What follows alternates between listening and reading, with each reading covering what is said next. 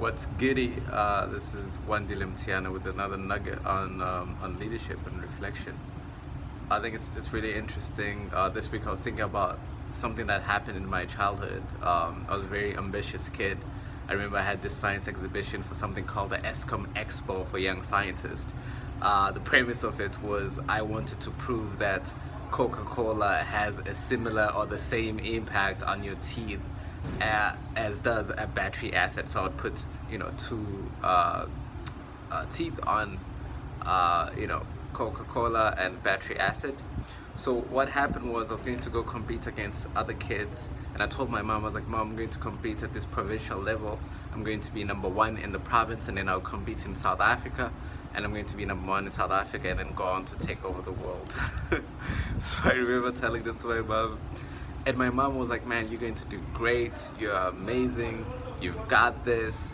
And she was very encouraging. So she borrowed 7 rand from Dogos Mtia, and shout out to him for me to go participate in this. So I went and participated in it, and I placed second. I got a silver, and I remember coming back home deflated because I hadn't been able to live up to my promise to my mom. So I was like, hey mom, I'm really sorry. I thought I was going to come first. I came out second. And she started celebrating and ululating and all sort of things. And I was surprised. I was like, yo, what's going on? I did not win.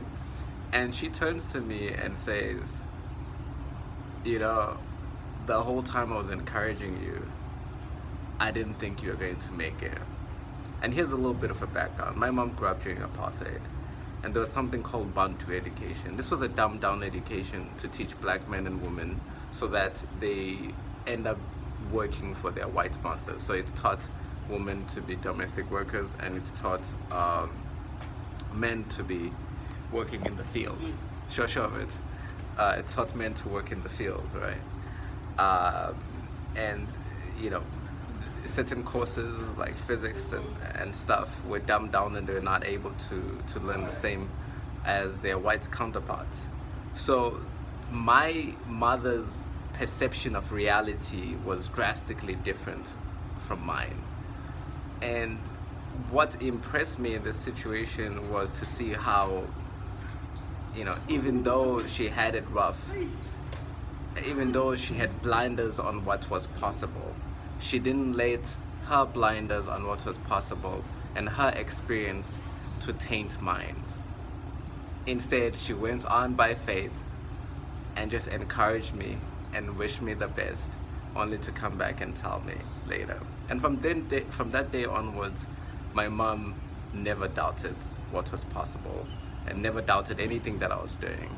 And till today, I am proud that I was able to take out the shackles of apartheid and show my mom a new reality, a new possibility.